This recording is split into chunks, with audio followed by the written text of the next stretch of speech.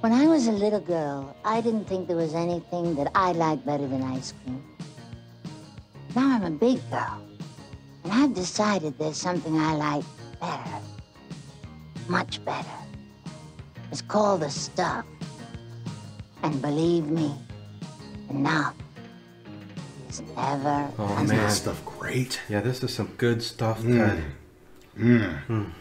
Yeah, 6 weeks now, man, I've been on this stuff. Nothing else. No other food. You don't need anything else. Oh, this is some good stuff. Perfect. Well, Ted, did you do what I told you? Sitting in the tub, fill it with the stuff and the big old straw. Oh my God. Oh God, this is some good stuff. Really, I quit my job. I left my family. I just sit at home and I just eat stuff. Oh my God, I ain't even going to get into what I had to end, but yeah, this is some great stuff. And I've been a lot more regular since I've just gone on the stuff diet. Oh yeah, it's amazing.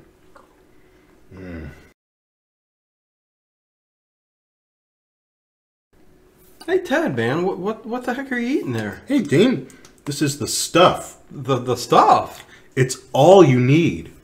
You'll give up on every other food once you've tried the stuff. Everything?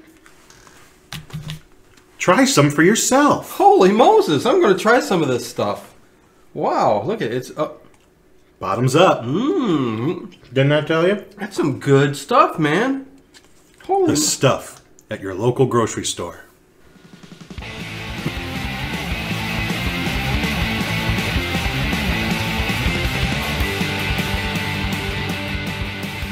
Hey everybody, hey group, Little Monsters Movie Podcast. I'm Dino, Ted, and we're doing a gem.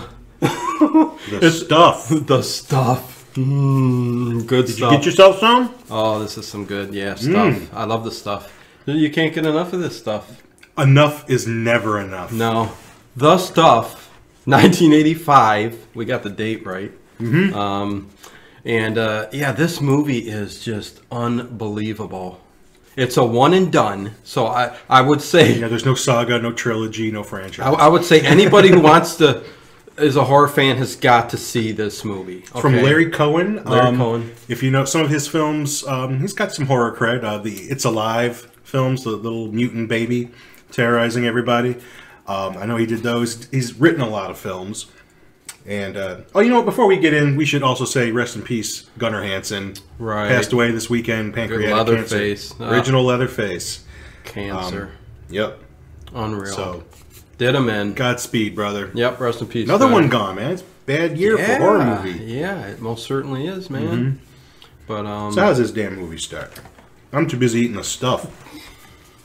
It starts off with the old guy. They're down at I think it's like a mine. It's like a mine, you know, where they're mining stuff and all that. And he walks up to this bubbling goo, white stuff coming out of the earth. And he does what any normal person would do. Yeah, he goes and sticks his finger in and goes,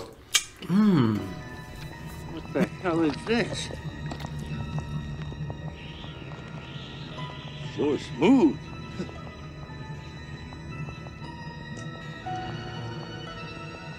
Man, it feels good. This is some... Almost turned this damn movie off right then. All right. How could you?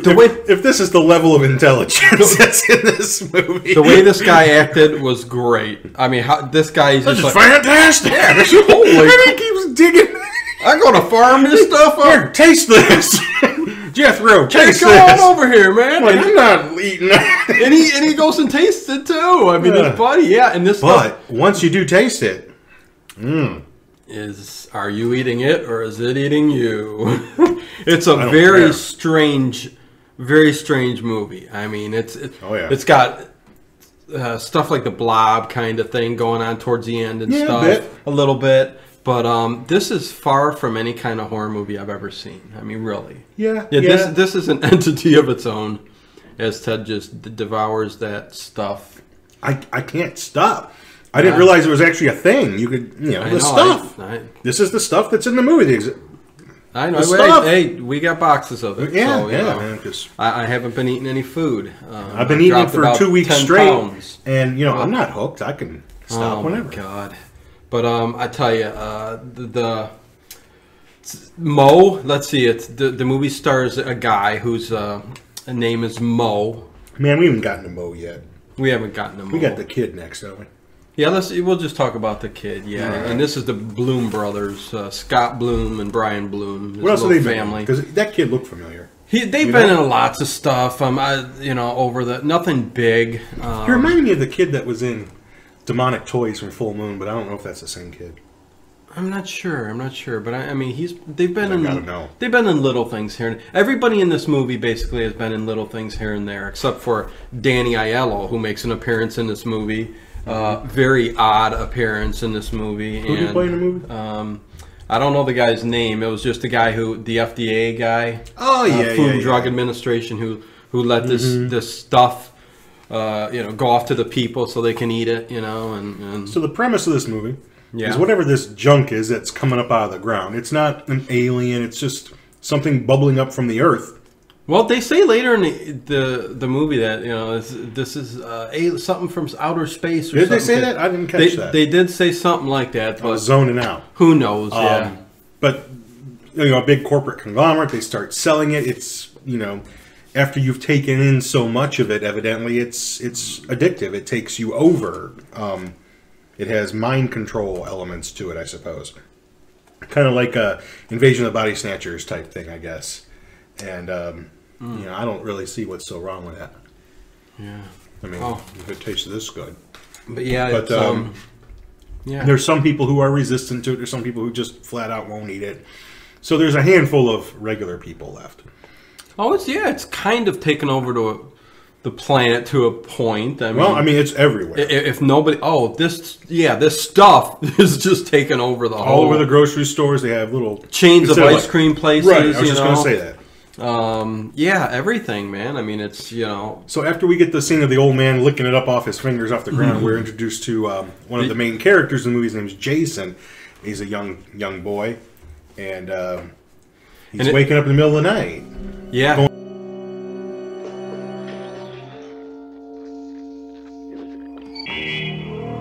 Downstairs for something to eat. Yep, and he opens up the fridge, and he sees the stuff in there, dumped over, and it starts crawling back to the container. Right. It's actually physically moving. Yeah, and as soon as he does that, his father grabs him from behind and says, "What are you doing?" It scared me. Yeah, I'm like, "What the heck? You scared the heck out of your son?" Isn't he being awful hard on him just for being up in the middle of the night? He was, yeah. What the heck you doing up? You hungry? Get some meat on your bones, kid. But and I don't understand. This kid right away is one of the smarter people in the whole movie. If not the smartest. Probably the smartest, yeah. He figures everything out. Except when he gets in that tanker truck. Yeah, that's pretty dumb. Which we'll get through. But coming up. But yeah, he sees the stuff crawling, and the father don't believe him, and he goes, "Come on!" Yeah. And who would believe it? But or maybe he's already overtaken. Yeah, could be. Which I think is just an urban legend. It doesn't really happen. Man, that's some good stuff. So he sends him packing. What? Sends him packing back up to bed. Where at? Remember we talked? I just want to eat my stuff. Send him off the bed, huh? Yeah. Oh, mate. Oh, I got to stop eating this for a little bit. But, the poor kid's got to go back up to his room. Right. And the parents are already eating this stuff. Oh, yeah. And matter of fact, Dad's digging in. Oh, yeah, because they can't get enough. And pretty much this is going to take over their mind. Oh, and then we get to throughout the movie. Yeah. There's commercials throughout the movie for the stuff. I mean, all 80s great cheesiness to it. It almost reminds me of like Starship Troopers or RoboCop, how they had like those fake commercials and news stories once in a while. Yeah. It's not quite like that, but it's what it kind of reminded me of. Breaking in, they're making a commercial and so. But the woman is it's so funny. She's got the silver or pinkish background, and she just talking about how she don't like ice cream no more and stuff. The stuff is so this. They've got commercials everywhere, just pushing the stuff. It looks like Cool Whip, I guess. That's what I guess I would describe it. When you see people eat it, looks kind of like this. A little bit, yeah, like Cool Whip. Yeah. I can't believe you got your hands on that. But then they show up at the ship and there's going to be a meeting, right? Ship. It's not a spaceship. There's all these different. But it's a boat, yacht, whatever. And there's all these corporate guys that own various snack food companies, I guess, and they're all being, outdone by this stuff. Yep. So they're going to hire this guy named Mo something or other. Rutherford or something like that, I think. I think so. We'll just call him Mo. He used to be an FBI guy, but got kicked out, and now he does... for good reasons. Industrial espionage, industrial sabotage. He checks into companies that are doing evil or bad. So what they want is, basically like the ingredients to the stuff. What makes it the stuff? It's kind of like how... they mentioned in the movie, that's, like Coca-Cola. You can try to copy Coke, but whatever their secret little formula is that makes it different, they don't have to release that. That's, Did they say that they were actually dug into trying to figure out and they just can't figure out what's in it? I don't know. Because it's been tested at the laboratory. They show a little bit later on it's being tested at the laboratory, too. They can't tell what's in it. Because it's alien. Or whatever. It's stuff in the earth, and we'll figure that out. But it's good. Oh, and I love how they end it too. But anyway, yeah. But yeah, Mo gets paid, and the reason they call him Mo is because every time someone gives him some money, he wants some Mo money. Mr. Rutherford, Mo Rutherford. You know why they call me Mo? No, why? Because every time people give me money, I always want Mo. Well, Mr. Rutherford. Yes, sir? I don't think you're quite as dumb as you appear to be. No one is as dumb as I. Everybody calls me Mo because when I want some Mo, this guy's so great. This guy's great. This guy's great. And his acting, Ted, the acting in this movie is horrendous, to say the least. The best acting is Danny Aiello, and even him, he's just so weird, and he's in for like 4 minutes or 5 minutes of the movie. But it's a classic part of the movie too. I mean, so this is they're giving him a lot of money to jump on in there, and they don't even explain. Like, there's no rhyme or reason how he infiltrates these people, and I don't know. And the reason he's so gung ho about it, I mean, because he doesn't know that it's what it is, right? He wants the money, and he's going to go do his espionage. And I like how he goes, I put this little thing in your pocket. Oh, yeah, he's telling them all what they did the night before. How'd you know? Because I snuck in your hotel room. And he's got that southern drawl. And I put this in your suit Takes a little bug out of his pocket. And then they've all got one. What, did they? I think so. I think they all reached in their pocket. They all had one. I think so. Okay. I thought they all looked. And maybe they all looked. None of them had it, but him. That stuff's getting to his mind a little bit. Anyways, yeah. So, but this Mo character is just so funny, and I love when is it the next scene where the lady who's in charge of the no they go to yeah, we're back. The editing back and forth sometimes is really weird. The whole movie's strange. They'll go to like a scene for like 2 seconds, right? Just to remind you what someone's doing, and then go right back to like what was going on before. Yeah. But they're back at the house. The kid again, Scott. Or Jason. They want him to eat. I'm saying Scott Bloom because the kid that's his brother. They're Bloom brothers, and they got these big eyelashes. And, oh, yeah. Classic scene, though, where... they're trying to get him to eat it. They're trying to get him to eat it and stuff like that. And he's like, no, that stuff... I saw it moving. It's not good for you. Yeah, it's going to eat your brains. And so, I mean, he just goes on and on. He knows it's taking them over and stuff like Nonsense. That. Yeah. But I love how his mother goes to give it to him, and he slaps it out of her hand. And it flies against the counter. I hope that stains come out. And then she starts screaming, it doesn't stain. Yeah, she says it doesn't stain. It tastes great and it doesn't stain. It tastes great and it doesn't stain, and it comes off real easy, nice and easy. That is just so funny. I mean, perfect. Jason, you come back here. I hope these stains come out. What the hell's the matter with that boy anyway? Look at that, not a spot. Low in calories, good tasting, and it doesn't. Little things like that, yeah. And then they get to then it's the lab. Yeah, then they get to the lab, and they've got like little. What are those little things called? Petri dishes. Petri dishes. With specimens. Yeah, and it's stuff number 1, stuff 2, stuff 3. There's all kinds of mumbo jumbo up on the chalkboard. Yeah. We just can't figure it out. And do you notice how that? It's hard for us to even explain the acting and the way this Mo character is too, because like he'll walk up to people and he'll like, hey, do that. No, whisper. So, and it doesn't make any sense that he's even whispering it to them because he could have just said it out loud. It doesn't matter. His kid, you know what I mean? It doesn't make any sense. I mean, it really is. And then they hop to they're doing a commercial for the stuff. It's like a fashion show kind of. And this is where we're introduced to Nicole, the girl in the movie, the one who lady. did the initial ad campaign for the stuff that got everybody chowing down. People like me. Yeah, so she's the one to blame, really. Well, yeah, well, kind of. I mean, she didn't know, but see, he's trying to find out. But you gotta love how the ladies are walking down the runway, bathing suits and fur coats, and bathing suits and stuff. Yeah, and they go feed like this. each other. Feed each other. That's what they say. And I'm like going, what in the heck is this? You gotta love it. I loved it. I loved everything about this movie. A little But anyway, pace, okay? Let's get a little movement into this. Step. Let's see the bathing suit. Okay. I want wonderful smiles. You've got that happy? Is it good? Okay. Now I want you to feed each other the stuff, both with nice well, yeah, the stuff. But he's trying to find out. Excuse me. The people that were like on the FDA board that approved it, right? And inside information. All of them are like either dead or have quit, resigned. They can't find them, or on permanent vacation. And so he's kind of tracked this lady down who did the ad campaign. And he's just slowly trying to get in there and find out who was who and who knows what's in this stuff. What? Oh. Yeah. And I love how he says, he sits her down and he tells her, I'm going to buy this place, the company and stuff like that.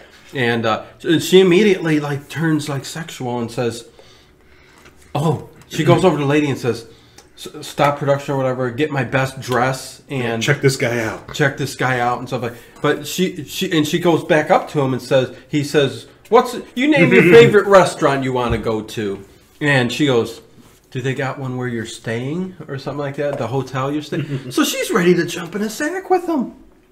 He's hot. Mo, this dude is a character, man. But she's she right away. So yeah, he just puts on a big act. So it's him, Mo, Nicole, this lady, and Jason. Who did you eat all this stuff already? I couldn't stop. Holy Moses! Anyways, they're the three that's pretty much the main characters to the movie. They kind of stick together here. But yeah, he appeared under some ruse that he wanted her to focus. I forget what kind of campaign he wanted her to be in on, but she says, I'm kind of devoted to the stuff right now. He's like, well, that's okay. I'm going to buy your company and I'm going to put you on it. So that's how that scene got started. And then, yeah, takes his card, go check him out, get my best dress, and yeah let's jump in a sec, which they never do. Yeah, they don't show it, but she does later on. She doesn't wear a bra in this movie, so you see her nipples just about every place in this movie. But then we jump right to the supermarket, grocery store, the grocery store. Kid's on a mission. The kid is on a mission. Remember, there's little black kitty sitting in the cart, and he's eating some stuff in the store, and the kid just knocks it out of his hand. He whacks it out, and he starts running. Yeah, he's, hey, give me back that, and the mother grabs him. What do you think you're doing? And this is where he tearing ass down the aisle, knocking crap down. Goes on a rampage. He hits the stuff all off of the coolers, like where the milk and you can tell all those little containers are empty. Right. Like, there is a little bit of stuff on the ground, but it's like, there's be way more. Oh, yeah, there's not that much stuff. Yeah, he's knocking it all off the counter. It's not good for you. It's not good for you. And you like how people start grabbing him and they can't contain him. He takes off running again. He grabs some stick or something. I think a broom handle, and he's knocking it all out. You know, then two guys are standing up, he's going, pyramiding them, and he knocks those down. Yeah, they're pyramiding him, and he's coming all the way down. They don't do anything. They're still stacking. The ones that are pyramided, you think, I guess it doesn't need to be cooled either or stay frigid. No, dude, warm, cold, the stuff is great. It doesn't matter any temperature. Does not have to be refrigerated. But they finally grab him. But this is a great scene in the movie. But they do finally grab him and hold him down and contain him. And, but yeah, this kid gets like arrested. Oh my God, the kid's on a... Oh my God, he's on a mission to get rid of this stuff. Well, I mean, after he saw it move, that's all it took for him. He knows. Something's... Hey, give me that bat! What do you think you're doing?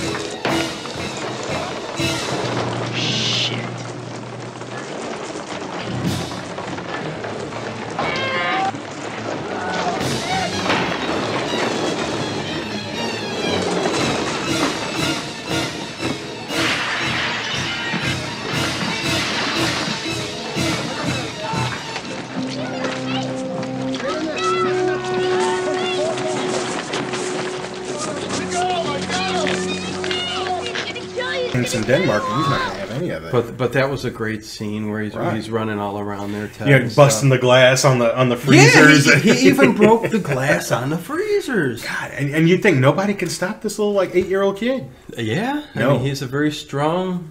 He is. He's a willful child. And reminds me of myself. Yeah, me too. Mm-hmm. Yeah. So then Mo again. He gets to some. He finds. The FDA guy. This is where Danny Aiello. This is one of the FDA guys, and he's acting it's right weird. What's up with the dog in this movie? I don't know, because he comes and he says, "Is the dog nice?" It's like the guy who owns the dog is afraid of the dog. Right, like the dog's in charge of him or something. Maybe. Or something, because they're both eating the stuff. He's feeding the dog the stuff. Yeah. He's eating the stuff, and he has been for a long time, although he's sitting on the couch talking to Mo, and he's acting very, well, I wouldn't say normal, because you could tell something's up and something's wrong. Acts normal in this movie. And the whole time, the dog is staring at him, and he's and he's like all that like nervous, and moving around. And Mo's in there under the ruse this time that he's like a Consumer Reports reporter and trying to get some information on the stuff. And, and the guy's saying, hey, look, it came across board that it was all okay, so we had to approve it. Yeah. And he's like, well, do you know anything? He's trying to talk to some of the other people, and the guy tells him he's got a file upstairs with some names, things that might help him find, or find these people. Yeah. So he does. He gets him that information, and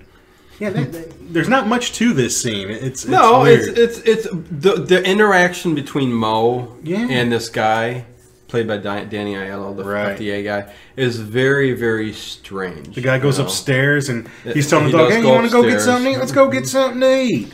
Goes in the kitchen. It's just stuff in the kitchen. Oh yeah, all this is stuff. Well, everywhere everybody's the just stuff got stand. The stuff because they don't eat no other food. They actually throw it away and stuff.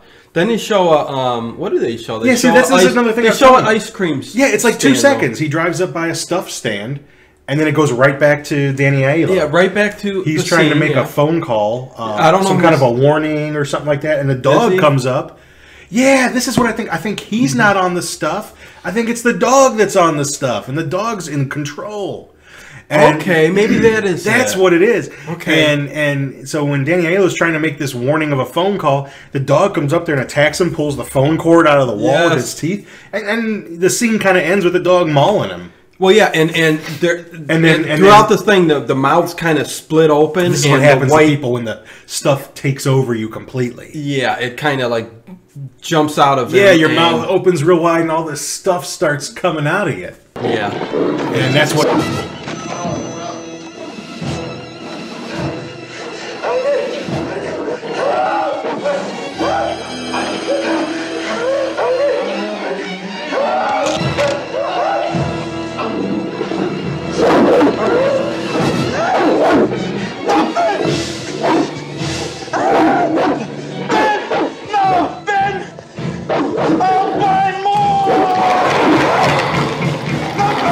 starts to happen at the end of the scene with the dog. It's kind of a cool practical effect. That was kind of neat. There are a few scenes in this movie with some neat practical effects. I mean, they're not almost like hollow body. Like even when they hit the head and they break it, it's like the old. Are you eating it or is it eating you? Chocolate eggshell type thing. Yeah, yeah. I think it just eats you out from the inside out, and then it just bursts out of you. Yeah, So very odd. Everything is just odd about this movie. So it's like he starts off like it looks like it's L.A. or New York or something. And now does he go? It's Stater. And now he's in some Stater, Virginia, or something like that. Stater, Virginia. But I remember him. He asked Danny Aiello. I think he goes, where's this at? He goes, Stater, Virginia. Stater.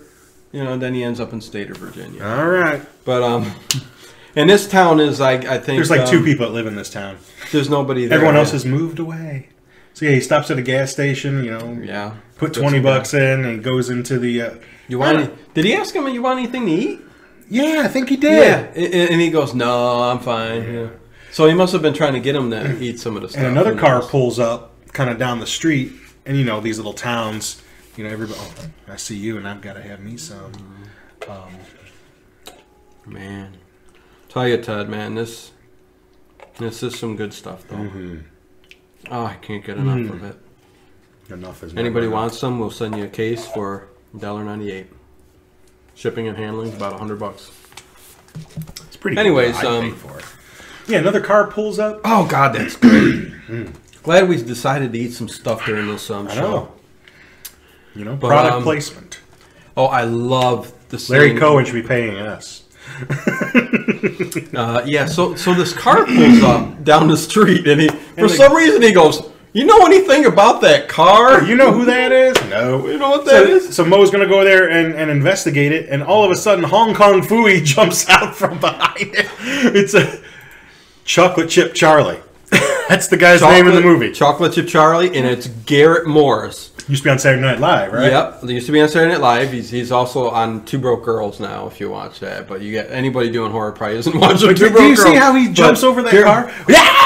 Yeah, and his hands are registered lethal weapons. He's a black guy, Chocolate Chip Charlie. And so what he's doing is he's here investigating as well because they took over. His family got hooked on his family and himself ran the board for his chocolate chip cookie company. Right. They all got hooked on the stuff, voted him out, stole his company from him. Yeah. So he's trying to find out what's going on. I want my company back. He's pissed. Chocolate Chip Charlie.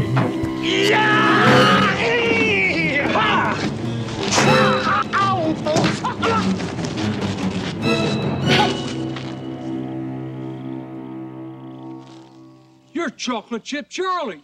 Well, I sure as hell ain't the Kentucky Colonel. Get off of me. I'm sorry. What are you doing down here in a town like this? Big executive like you. I'm trying to find out something about the sons of bitches who stole my company out from under me and threw me out on my beautiful black ass. You work for them, huh? I'm investigating them, same as you are. Yeah, those shits. Somehow, man, they got to my asshole brother and my 2 idiot nephews and everybody else I trusted would stop. And they brainwashed them, man. Next thing I knew, they was in and I was... I'm Chocolate Chip Charlie. I love that. That's just a classic. And they're just, Yeah, they just start... become instant friends. Oh, yeah, and leisurely start walking like they're a team. Like 007 and 006. I mean... I don't know. Batman and Robin. Something. Frick and Frack. I don't know. Yeah, very... Yeah. Green Hornet and Kato. But hey, I love Gary. I love Chocolate Chip Charlie's character too. Is great, man. But because, well, we'll get to the scene in a few minutes. It's hilarious what he does. But yeah, he's complaining to Mo, about everything going on, and and yeah, he says the same thing. I've been checking everybody's address, and this is where they say to go. Yeah. And they're like, well, there's a post office over there. Let's see, where these people are at. Yeah. So and the guy doesn't tell him, but then Mo grabs it real quick. Or it's like a general store. You know how like in the old little towns, a general store is also the post office. Right. And, so and the guy don't know much. That guy doesn't want to answer any questions. He's got Tangy Taffy and Comet sitting on the counter. Comet. He does. He's got a bunch of cans of Comet on one side, and there's boxes of like Tic Tacs and Tangy Taffy. It's the way it used to be. And in the cooler, there's the stuff. Yeah. And that's where. Oh, and he's behind the counter. He's acting real suspicious too. He's behind the counter, and he's talking. He belches. He goes. So he must need either more stuff or the stuff's getting ready to come out. That's what's going on. So he takes off back there, and excuses they just start himself. They just start snooping. Yeah. Well, they start talking too together, Mo and Chocolate Chip Charlie. Right. And I love how they say, "What are we going to do? What are you going to do?" And Chocolate Chip Charlie says, "How about we knock him over the head with a baseball bat?" And Mo goes, "I think we can do that. Throw him in the trunk of your car. Yeah, we can do that. I think we can do that." so they head towards. That's just funny. We can do that. We can do that. These two, they're mobsters. But I love how, and while that's going, you can see the stuff must have coming out of the guy. It's kind of a cool effect. You just see like this big white goop going. It's always like in a nice straight line, and that dude. It's not like a blob, but it's kind of. They must have had like the sets turned upside down, and that's probably. Yeah. But in the back room, you can see that guy that was behind the counter laying there, and all the stuff's just coming out of his body. Yeah. And to get the door open, the door's locked. So he breaks the door. That was such a freaking funny part of this movie. He's standing there, and it don't open yet, and he just. And it goes to a door. I mean, it's just a fast, quick scene of like a Hong Kong foodie or something. Yeah, that's why I call him Hong Kong foodie. Yeah, because his hands are lethal weapons. Oh. So they.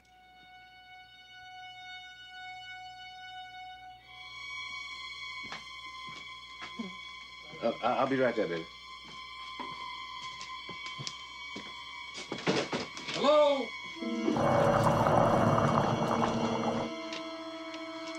Okay, lethal hands. Kill the door. Watch out for spinners. I always knock first.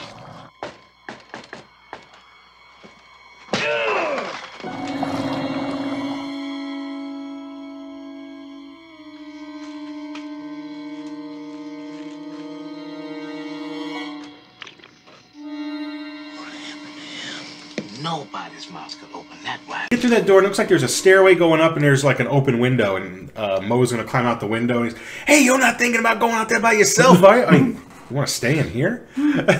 So yeah, they both go. Oh. So I don't think they never really find out what happened to that guy. No, not really. The stuff kind of gets loose. Yeah, yeah. And they're walking down the street, and just and this is funny as heck, like 4 or 5 guys with like lead pipes and stuff just start chasing them. I think the one guy has a pitchfork. One guy has a shovel. I mean, they're just 5 ran. Yeah, because the stuff's taken over to the point of. And they start fighting them, and when like the crazies, Chocolate Chip Charlie punches a dude, I think, and half his face comes off, and there's just like stuff in there, and and they happen to be like by a river, and there's like a little rowboat, and he's get to the boat.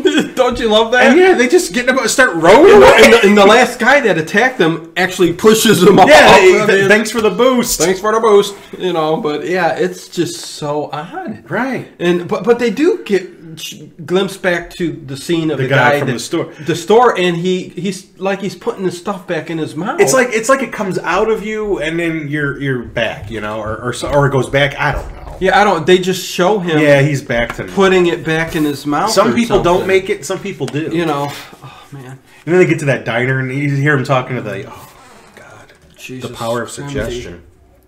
Man, oh, the power of the stuff. I haven't slept in 3 days. I hope you don't need sleep after you eat this. But yeah, they end up at the diner. And I like how he's talking to the waitress. Ain't she the prettiest thing you ever see? And they're trying to keep it down low, and they're whispering again. You know, and Moe's telling Chocolate Chip Charlie, "Hey, you I think the stuff is trying to get through the ceiling.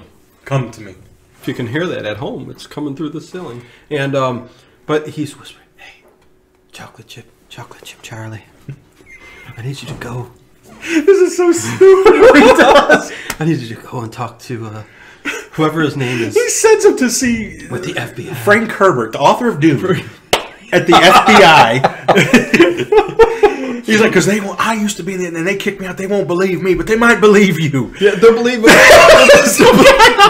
believe Chocolate Chip Charlie. He gives him some car and go to the FBI. That sets him off. But the funny thing is, he's whispering it to him the whole time. And then Chocolate Chip Charlie goes, "The FBI." He says it loud anyways. The FBI. And they all look at him like, you know. And then he got no car. He asks the guy some blank guy for a ride, and he looks at Chocolate Chip Charlie. He's like, "Is your friend coming?"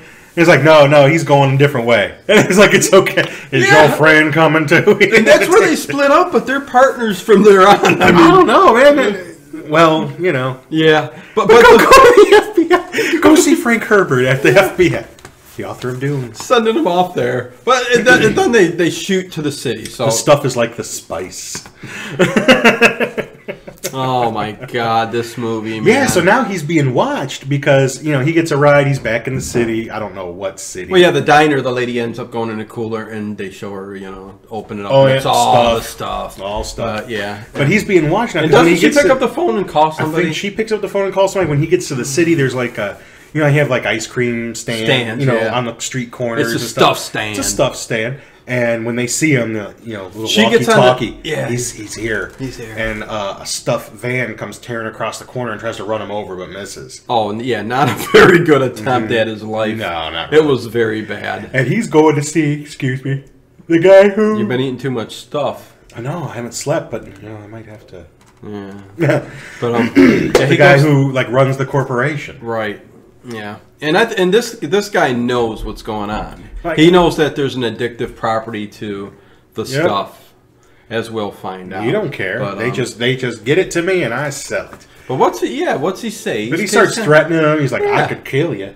Yeah, he says that. He says, "Yeah, I could kill you." You're like, "How about you work for me instead?" You know, goes in the safe. Yeah, I knew you were coming, so here's a big fat envelope. And I like how he goes. These $1,000 bills, about 25 of them. He takes his money, puts it, implying that he's working for it. And the contract. Yeah, the contract. So yeah, he takes that even though he has no. He's going to need security for him. Yeah, or if he's even working for him, he just takes it and takes it off. You threatening that you're going to kill a guy, now you're going to work for him? Yeah, sure. Sure. Funny. And the guy's place is all, you know, a nice office, big. He's got all these charts showing the sales of stuff going up and up and up and up. Oh god! And when you go like on the street, everyone's eating it. I mean, it's almost like over an the invasion world. of Body Snatchers or John Carpenter's They Live or something like. I mean, it's a mix of a whole mess of different. Yeah, like, there's a lot stuff. of different things in there that we've seen in other movies. Weird, yeah. So him and Nicole, they're back at that lab, and this is where the no bra thing shows up. Oh, I guess she's got. There's erasers going on there, but anyways, he's walking her through. I was looking at her eyes. You didn't notice that? Anyway, I wasn't looking for details. You know, the face didn't interest me. I ain't looking below the neck. Oh man! But anyways, what do they do? They end up looking at like he shows him a newspaper. Hey, there's another kid that you might want to talk to, and it's boy arrested for. And I think he hops a plane. Right. To go, he goes. Oh, and he whispers something to the guy again. I forget. It made no sense. Doesn't matter. But he does go up to her, and I think he whispers to her, "I'm taking a plane off to get the kid. Get the kid." You know. So which is fun. And then we shoot right to a commercial. There's another commercial on the TV. Great '80s commercial. People going down the street. Basketball. Basketball's going. Chicks Excited working out. about the stuff. The stuff. I like the stuff. I like. Oh, it's great. And, I love it. We're back with.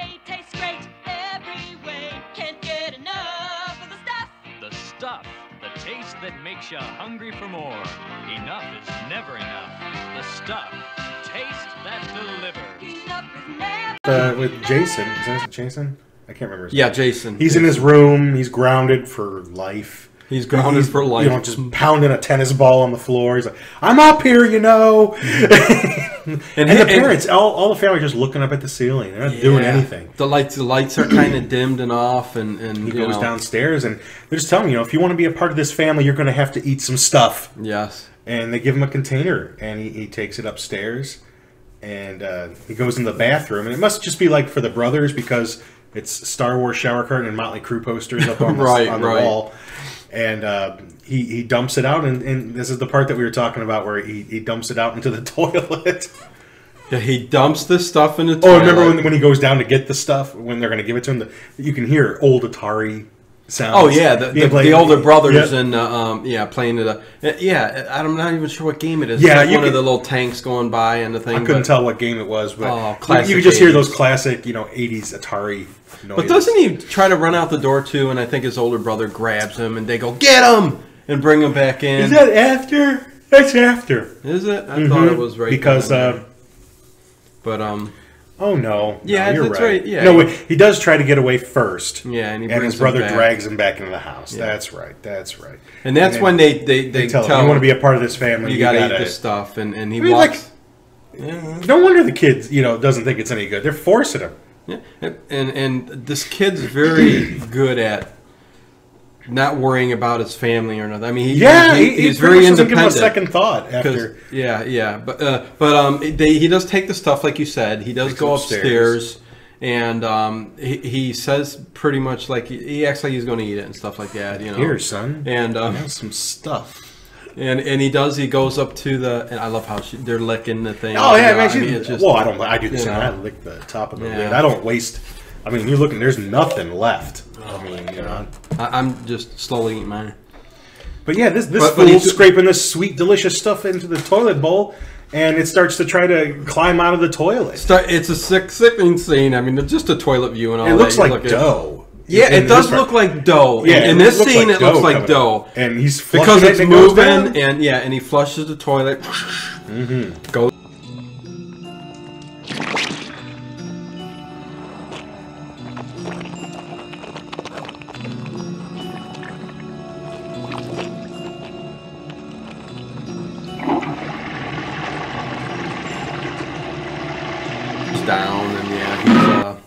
So he sneaks. He takes the container and he fills it up with Barbasol shaving cream.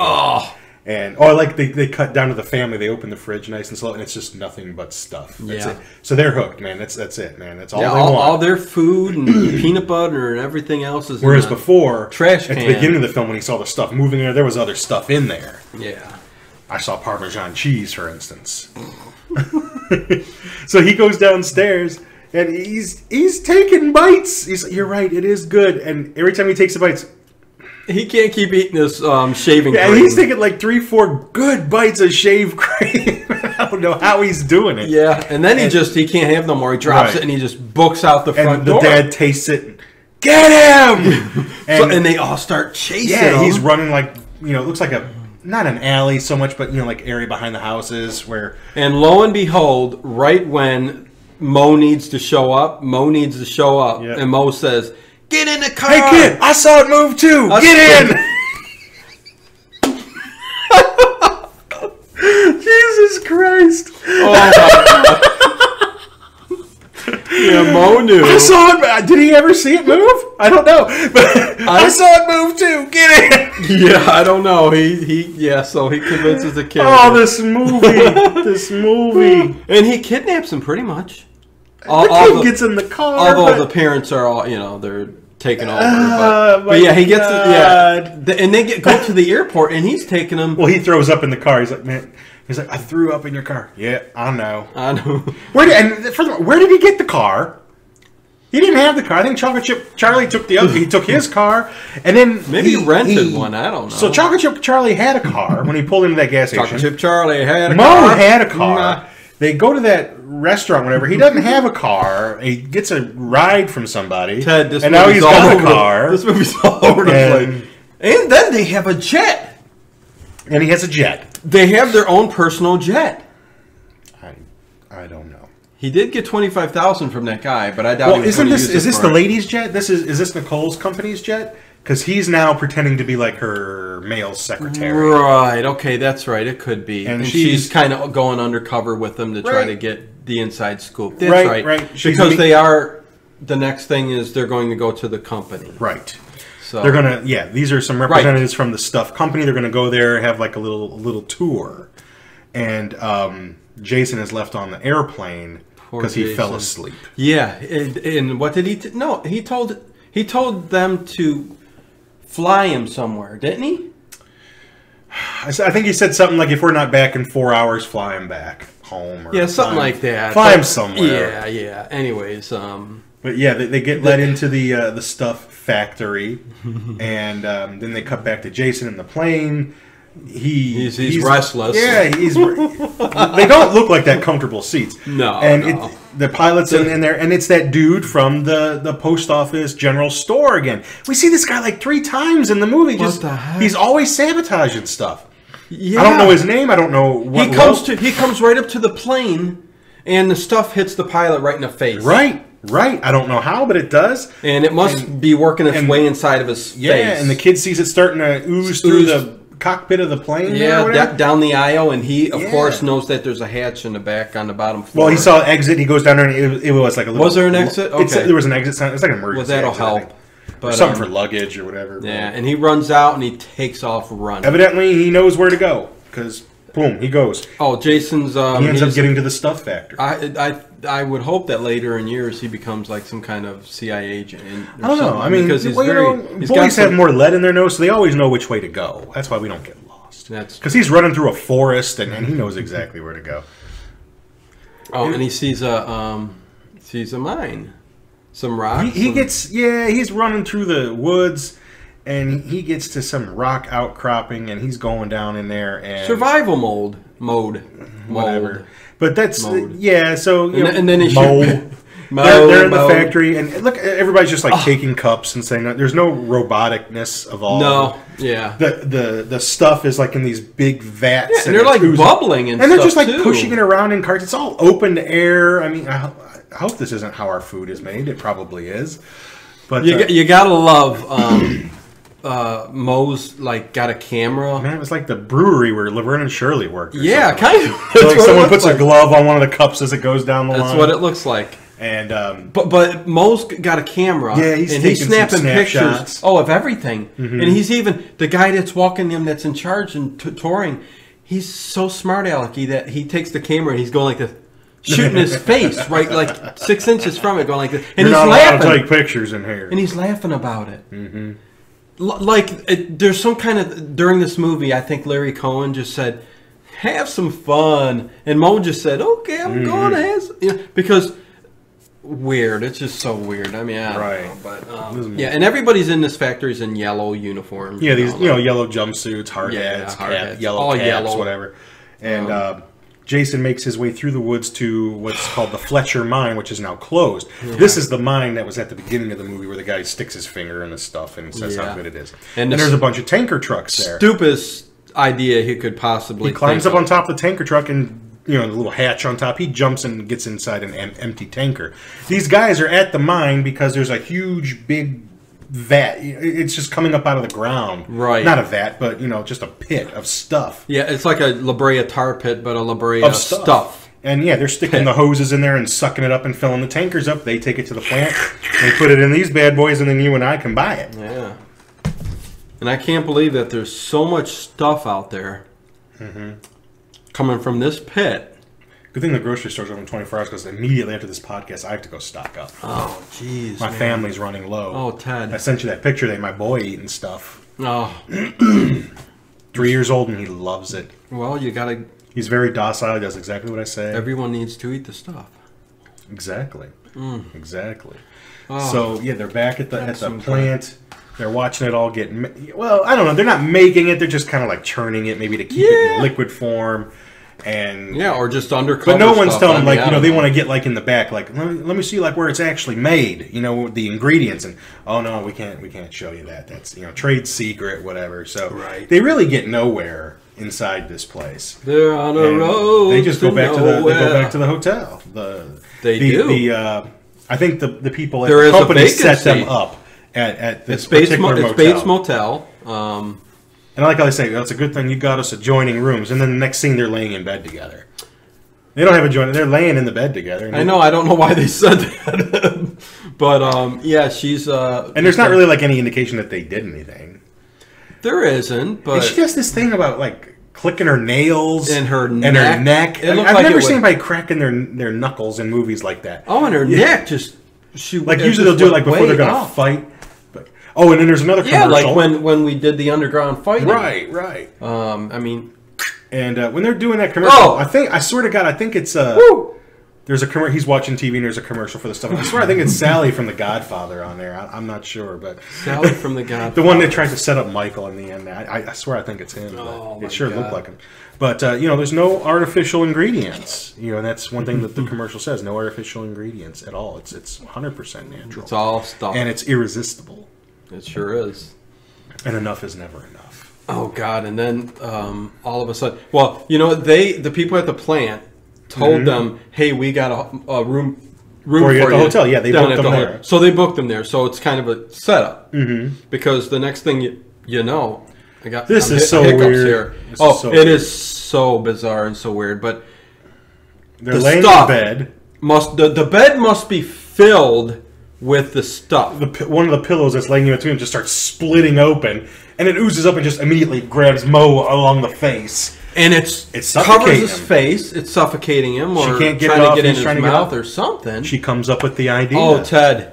Hey, why don't we go and burn your face? Yep. Here's a lamp. I'm just going to pour lighter fluid all over your face, and I'm done. She takes kerosene or whatever's in that little lamp thing, and she's pouring it on Mo's face on the stuff. Right. But, you think but it works. Yeah, and she lights it ablaze. But, man... but she's, right on his face. She just blazes it. I'm going to set it afire. Be careful. And it works. He manages to be able to pull it off. And it flies off and hits and sticks to the wall. And then some dude's in there. Some dude in flannel is in there, and he starts trying to whoop him. He runs at him just like this, like a bat out of hell. Maybe he was in the adjoining room. And this is actually a cool scene where this stuff squirts out of the mattress. Onto the side of the wall. And starts, he's just stuck to the wall, and it's like pushing him up to the ceiling. Yeah, kind of like a Elm Street type of thing where they crawled up the wall. Yeah. You know, where Tina was going up there, but this is like the stuff pushing him up there. Yeah, and he ends up. Yeah, I don't know if they did the same little trick with the room, the set that could turn. Yeah, but that was really neat. That I gotta say, I did like that. That took me by surprise. It was cool. And they. I'd like to know how they did it because they just show it all climbing up the walls and they're burning it. It's on fire. Yeah, the whole place is going up in smoke now. And meanwhile, Nicole runs out of the room, falls to the ground, and I love how Mo comes out of the room and he did grab her purse and immediately when he walks out he tosses it and throws it on the ground. It's like, okay, I saved your purse. Well, he had to get the other bag. He needed his bag. Yeah.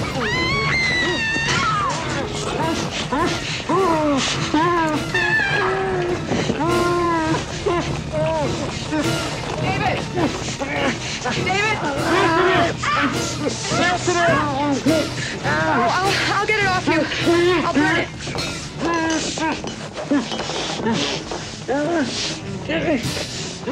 No, don't touch it. Don't touch it.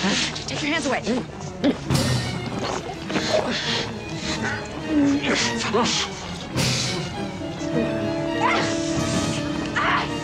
I'm gonna burn it.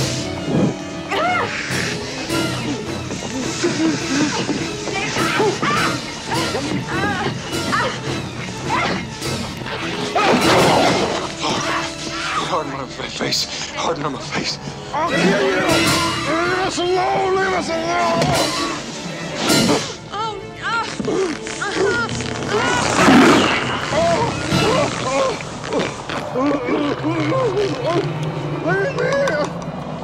Look at that. That's meant for us. Kill him. Help him, Mo. I'll burn the hell out of him.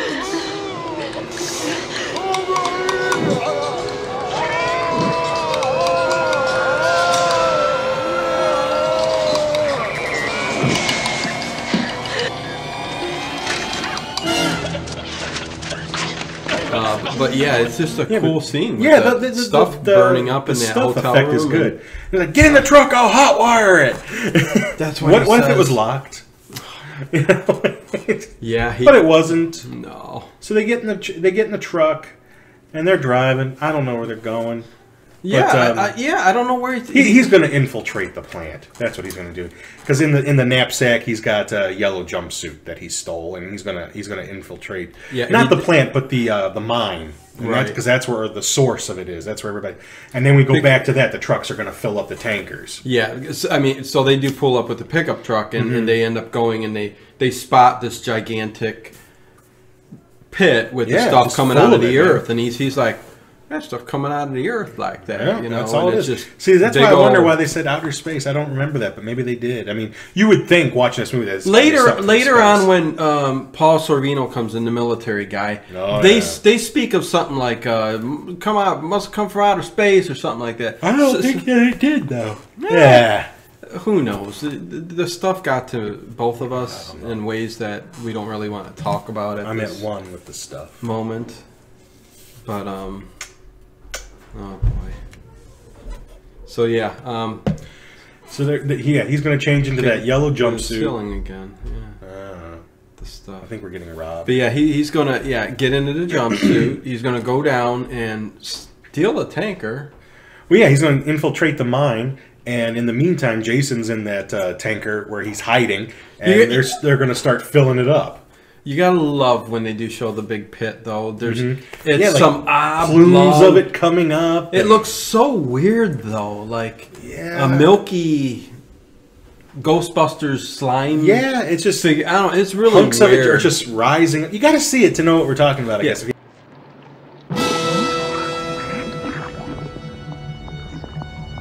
the hell are they doing?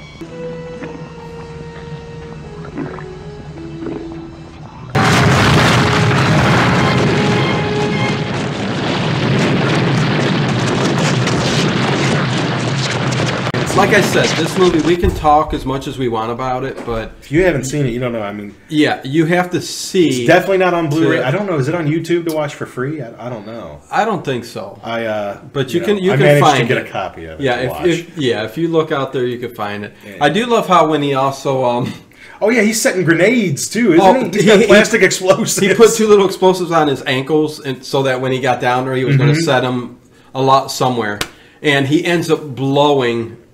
Well, first of all, he does take care of. He robs a tanker because people see him. He starts hitting people, knocking people out. Here's Jason. Right, they start to build a tanker, and he's yelling at the stuff. What are you waiting for? Come on! I mean, I'm surprised the stuff didn't actually get Jason in that thing, but somehow he was keeping it away from him. And lucky for him, Mo is there again. Hang on, kid, I'll get you out. Yeah, and he jumps in the tanker. How is he just there? I don't know. But and Nicole's at the truck waiting, and that dude from the friggin' general store shows up again. Yeah, I don't know how he's getting. She struggles with him a little bit, knocks him down, and as Mo and Jason are coming up in the pickup truck, he gets him out and he steals the truck.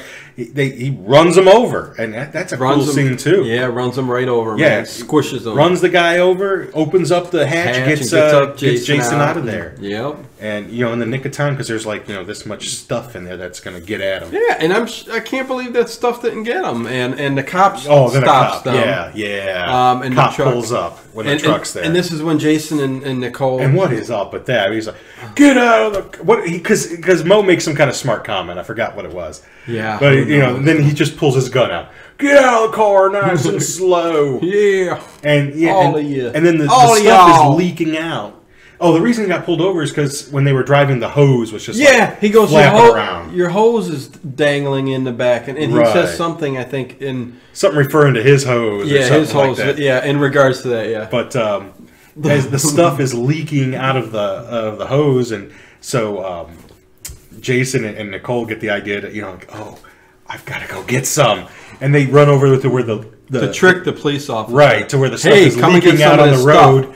And they're pretending to eat it, and he's looking. She's like, "Oh, officer, you should come join us." And puts his gun away and goes over there. And then, sure enough, they make short work of him, and they continue driving on the truck. And I don't know how they know where the heck to go. He says, "I know somebody." I know somebody.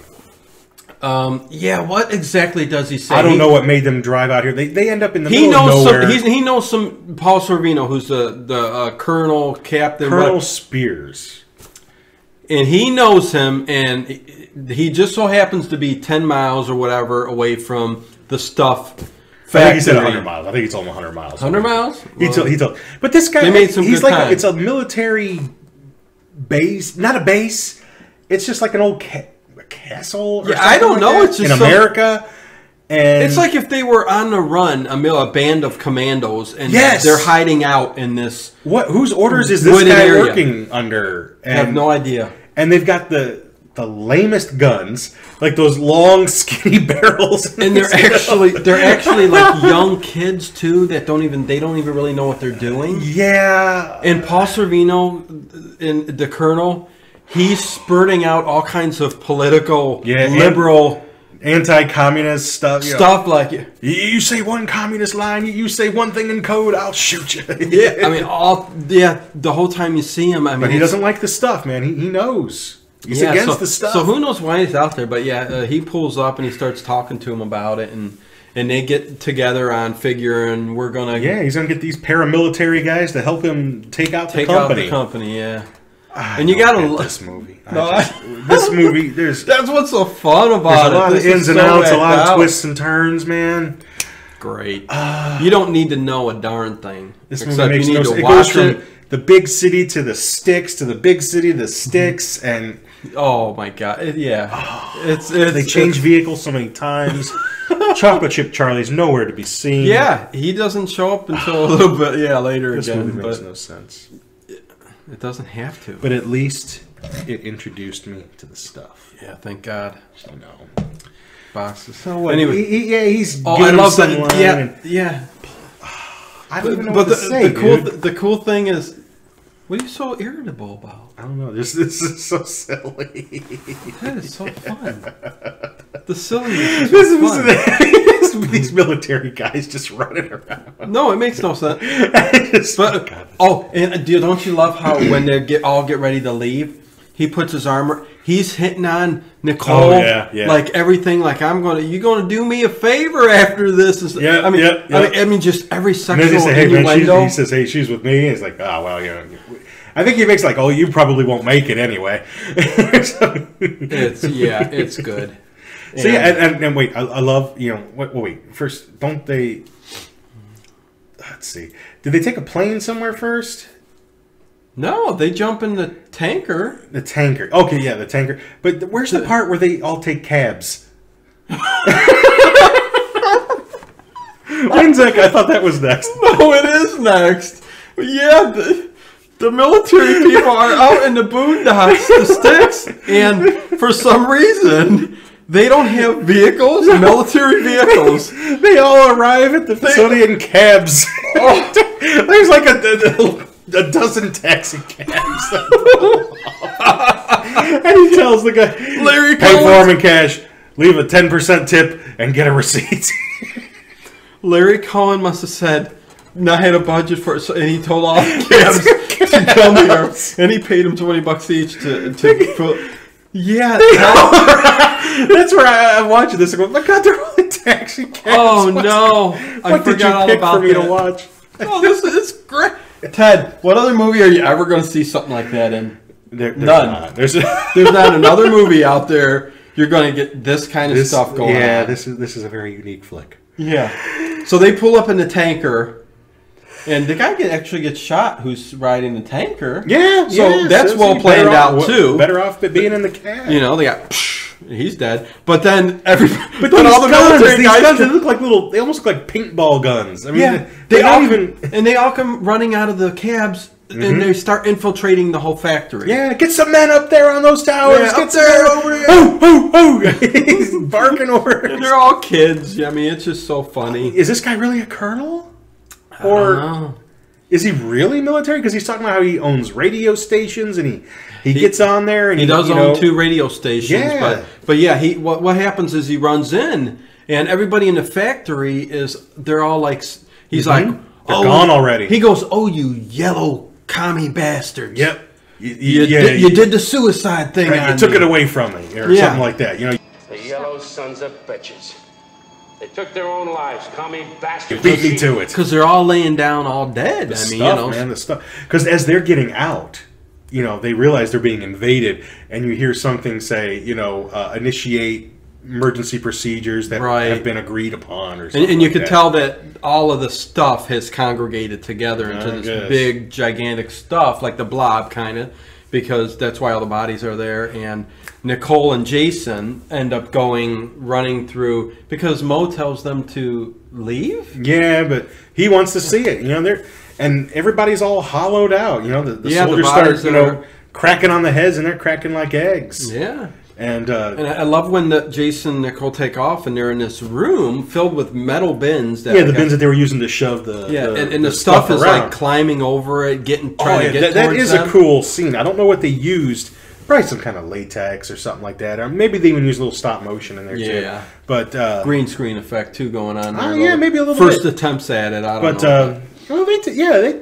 But they jump through the wall. I don't have a problem with the effects. They're okay. Don't they? Oh no, they kick the door open, right, and they fly out, and the stuff's following them, right, and it's like all the vats are emptying, and it's all just coming out huge, and it is kind gigantic. It is kind of Blob like you were saying. That's exactly it. And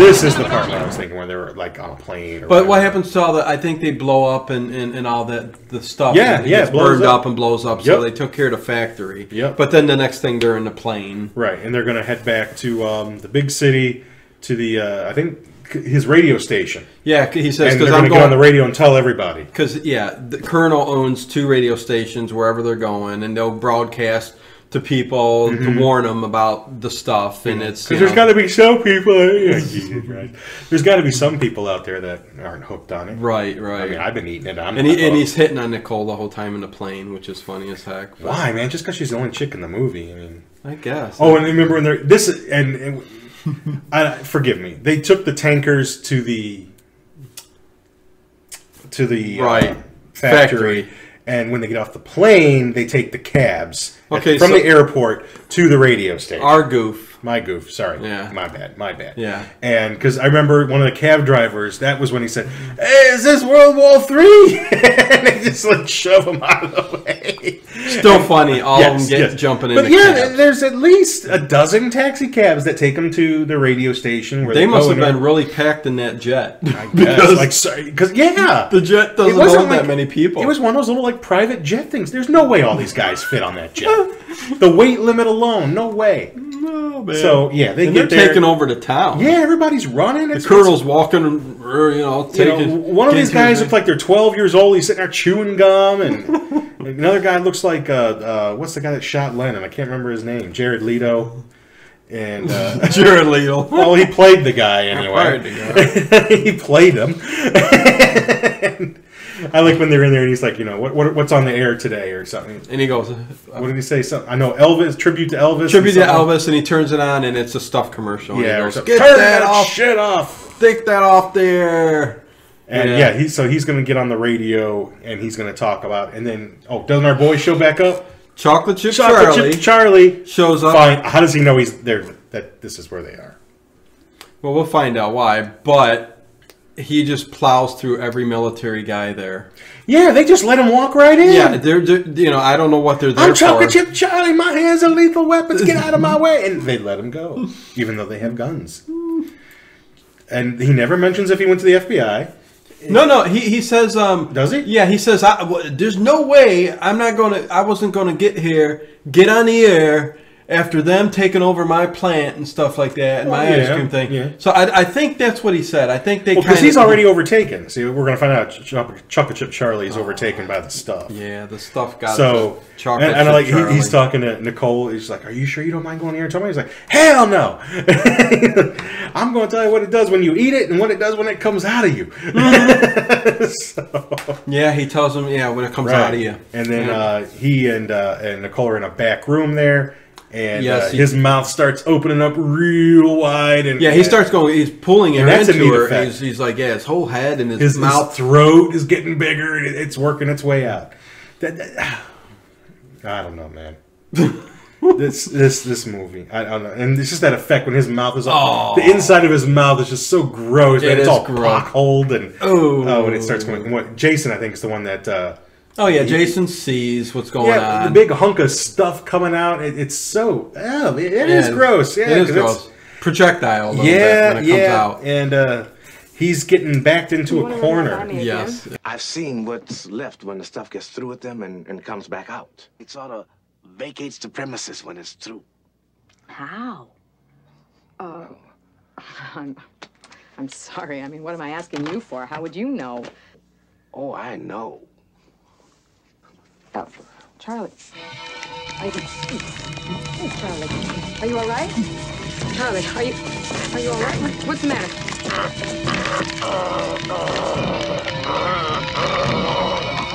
Charlie, let go.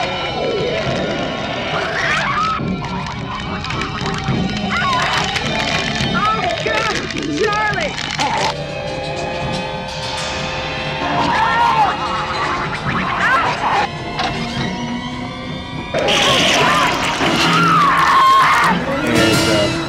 It's trying to get him and her both in this room, and Mo sees it through the it's like imagine like a recording booth, radio studio, the little booths, and he takes one of the rifles, busts in the glass of the. It takes about 17 tries for him to bust the glass, but he finally gets it, and somehow they get around the stuff. Well, he shoots one of the electrical cables. And he grabs both halves. And electrocutes and tells that's right. Paul Sorvino, turn up the juice, and he electrocutes it. Fire. Smart thing to do, yeah. Burns it. All that fire is pretty special effects are pretty bad too. Yeah, well, you could just tell the fire is matted on there, and I mean, whatever. It's kind of the near dark effect, with the flames around the body. But almost. But he does save them both and get them both right, out of the right. studio. He gets them out. He's the big hero. And Paul Sorvino's on the radio telling them, don't eat the stuff, it's bad for you. Yep. And then people get wind of the message, and it turns into everyone starts burning the stuff like when they were burning books and Beatles records and things like that back in the day. And Nicole gets on the they blow up the ice cream the stuff stand. Too. It's right next door to a McDonald's. It's in between a McDonald's and a KFC. And they blow it up. The plant's blown up completely. They're blowing everything up. So I mean, the stuff is gone. I think, I don't know if the people who are overtaken will eventually get back to normal if they don't have the stuff. I don't know. They don't really mention that. They don't mention it because they kind of just say, they took. And I like Nicole gets on the air and she starts talking about how. She's sorry, I think, and stuff, and she takes some responsibility for it, and all setting that. up the campaign. Little interview, even though she didn't know what it was and what it could do. And the people did believe. But in the weeks that followed, the stuff was withdrawn from distribution, and the nation mobilized to collect it and destroy nice little it. speech she made there on the TV. But yeah, they don't really say much about what happens to because there's got to be a lot of people across the whole globe, with stuff in them. We'll have to burn them. And, who knows what, But the ending of the movie is probably really great. There's a twofold ending here. I like both endings. And the first ending with Mo, he goes back to see the, I guess the head of that Stuff Corporation, whatever corporation that is. And, I know he says, I thought you were working for me. I guess you're not going to give me that money back, are you? He's like, nah, I spent it. I'll spend it. And then, what's his name? Jason comes into the other Jason's guy. there, and then one of the guys that hired him in the first place at the beginning of the film on the boat. He shows up. He's like, "Oh, you two are in cahoots, aren't you?" And they tried to convince them that we'll do this like at a lower stuff dosage, and they've got a new product now. It's called just enough to get them addicted, but won't. Or I think he said it's called the Taste. The Taste, and yes. Now all the junk food companies they're working in cahoots now for this. And I think they said it's only got 12% of the stuff in it as opposed to being 100%. Right. And the rest is all dairy product. And he's like, not enough to cause any harm. Right. Just enough to make people want to come back for more. Yeah. So we're under the impression now that stuff is pretty much gone. You can't get it anymore. And Mo's going to pull out a gun, hold these guys prisoner here for a second, and Jason walks in, the little kid, right? And they go, "You bringing a kid in on this?" Right? Yeah, you wouldn't shoot us in front of the kid, would you? And the kid's like, "I've seen it all," kind of like thing. And he's bringing the stuff in. He's got a case of the stuff left. And what they're going to do is make these two guys eat all of the stuff. Yeah. How much do you have to? Because they've never eaten it, right? And because they know. And how much do we eat? You eat till I tell you to stop. And you gotta love when they start eating it. Isn't this just setting it all up again, though? Yeah, pretty much. Well, I guess the stuff still exists. I mean, what's there, Even though he blew up the thing earlier and it covered the whole thing, but it's still coming. Yeah, but yeah, he's basically making them eat the stuff to death, kind of thing. I mean, you guys are eating all of this, all of it, and then they start eating. They're like, that's pretty good. Yeah, oh yeah, and they keep showing from like a big upward angle from the camera effect down at them at the desk, like getting every little empty containers away, eating every bit they can and stuff like that. And you've got it.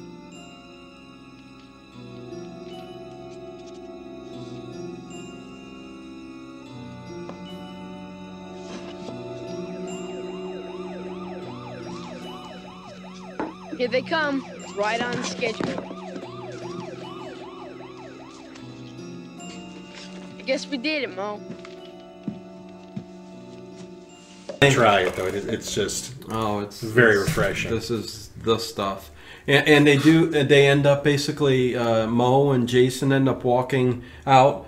the Office, and how do they end the movie? The second big ending part, which I love. Oh, this is really cool. You got people, they're hanging out at they just glance to the city street, you know, like where drugs would go down or something like that. You know, and there's a lady there, and she's like, you know, they're all jacked up. They're all, you know, itching, you know, for the fix. And a truck pulls up. Right. And a guy gets out. He's looking all around, you know, and he opens up the back. Got a case. Pulls out a case, and he runs it over on the ground next to these guys. And he opens it up, and he opens one up. He opens up one, and he goes... Like you do with, like, you cut a bag of heroin or cocaine. Yeah, and you taste it and go... Nods at his partner. And the minute he turns to the camera and go, you know, like it's good, it's over. It says done. There's the movie. And